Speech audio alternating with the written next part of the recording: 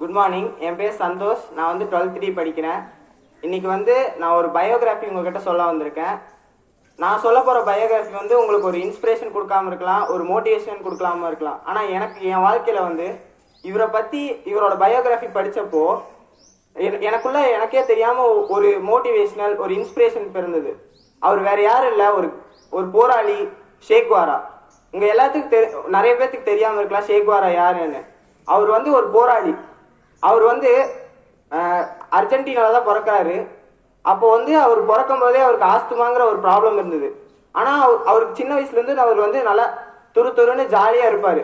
அவர் வந்து எதை பற்றி கவலைப்பட மாட்டார். ஆனால் சின்ன வயசுலேயே வந்து நம்ம பெருசானா எல்லாத்துக்கும் உதவி செய்யணும் அப்படிங்கிற ஒரு மனப்பான்மையோடு தான் இருந்தார்.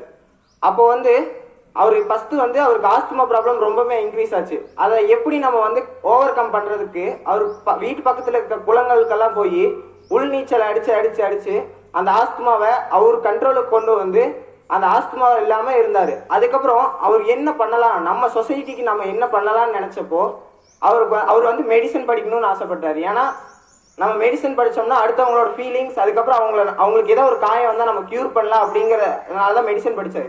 மெடிசன்லேயும் அவர் வந்து சும்மாலாம் படிச்சிடல. அவர் வந்து மெடிசன் படித்து டாக்டர் ஆகி நிறைய உதவியெல்லாம் செஞ்சார். ஆனால் அவருக்கு அதுக்கு முன்னாடி உலகத்தை சுற்றி பார்க்கணும் அப்படிங்கிற ஒரு ஆசை வந்தது.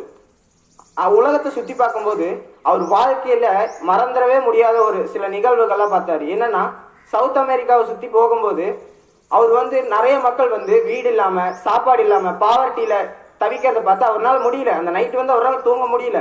அப்பவே அந்த பிளானை டிஸ்கண்டினியூ பண்ணிட்டு நம்ம வந்து டாக்டர் ஆகி இதெல்லாம் பண்ண முடியாது, நம்ம என்ன பண்ணணும்னா நம்ம இந்த பாவர்ட்டியை ஃபர்ஸ்ட் அழிக்கணும். நம்ம மக்கள், அதாவது இந்த உலகத்தில் இருக்கிற எல்லாத்தையும் நம்ம மக்களை பார்த்து நம்ம உதவி செய்யணும் அப்படின்னு நினைச்சாரு. அதுக்காக ஆல்பர்டோ கிரானேடோ அப்படிங்கிறவரு கியூபால வந்து ஒரு ரெவல்யூஷனை கிரியேட் பண்ணிட்டு இருந்தாரு. ஏன்னா அப்போ கியூபால வந்து டிக்டேட்டர் ரோல் தான் பண்ணிட்டு இருந்தாங்க. அதை நம்ம எப்படியாவது இது பண்ணணுங்கிறப்போ யூஎஸ்ஏல போய் அந்த ஆல்பர்டோ அவரு கூட சேர்ந்து கியூபன் ரெவல்யூஷன்ல ஒரு பெரிய பங்கு வகிக்கிறாரு. அதுலயும் கஷ்டம் ஈஸியால அவர் ஒன்றும் ஜெயிச்சிடல. நிறைய நாள் சாப்பிடாம மக்களா அவங்களோட கஷ்டத்தை புரிஞ்சுக்கிட்டு ஈஸியா அவரு நினைச்சிருந்தா அவர் ஈஸியா வாழ்ந்துருக்கலாம். ஆனா அவருக்கு அது இல்லை. தான் மக்கள், அவர் வந்து அர்ஜென்டினால பிறந்தாரு. ஆனா கியூபால இருக்கிறவங்க யாருமே தெரியாது, அவர் மொழி தெரியாது, அவங்களோட ஃபீலிங்ஸ் தெரியாது.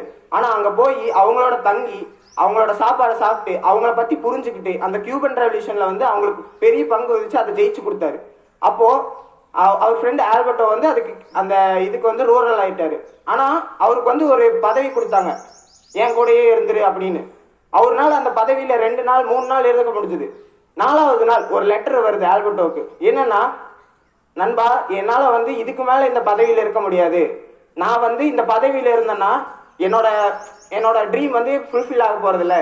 ஏன்னா எந்தெந்த நாடு வந்து அடிமைப்படுத்தப்படுதோ அந்த நாடெல்லாம் என் தாய் நாடு, அதுக்கு நான் வந்து உதவி செய்ய போவேன் அப்படின்னு பெனிசிலேவியால அவருக்கு ஒரு இது வருது. ஒருத்தர் வந்து சொல்றாரு, பெனிசிலேவியா இப்படி கஷ்டப்படுது, அங்க வந்து எங்களை காப்பாத்துங்கன்னு.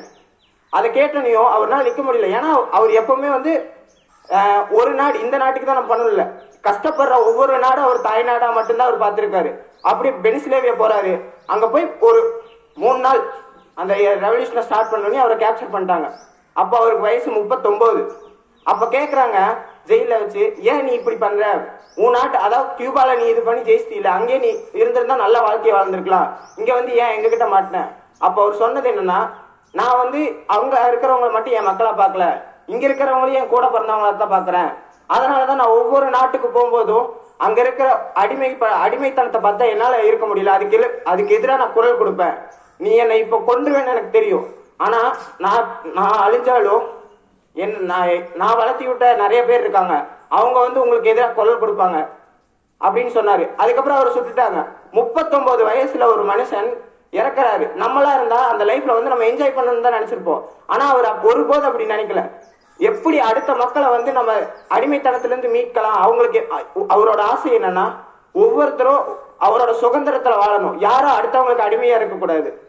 ஆனா இதுல எனக்கு என்ன ஒரு பிடித்தமான விஷயம்னா, 39 வயசுல ஒருத்தர் வந்து அவர் மெடிசன் படிச்சிருக்காரு, இன்னும் நிறைய படிச்சிருக்காரு. அவர் நினைச்சிருந்தா அவர் வாழ்க்கையை இன்னும் ஜாலியா வாழ்ந்துருக்கலாம் கியூபாலே. ஆனா அவர் நினைக்கல, தன்னோட மக்களுக்கு ஏற்பட்ட நிலை யாருக்கும் வரக்கூடாதுன்னு பெனிசிலேவியா போனாரு. அங்க வந்து அங்கேயும் உதவி செஞ்சு அப்பவும் தான் தோத்துட்டனே, அந்த மக்களுக்கு என்னால விடுதலை வாங்கி தர முடியலேன்னு தான் வருத்தத்துல தான் இறந்தாரு. இதுல இருந்து என்ன தெரியுதுன்னா, நீங்க வந்து உங்க லைஃப்ல வந்து நீங்க நல்லா இருக்கணும்னு மட்டும் பார்க்காதீங்க. உங்களோட ஒவ்வொரு செயலும் அடுத்தவங்களை எப்படி இம்பாக்ட் பண்ணுதுங்கிறத பாருங்க. தேங்க்யூ.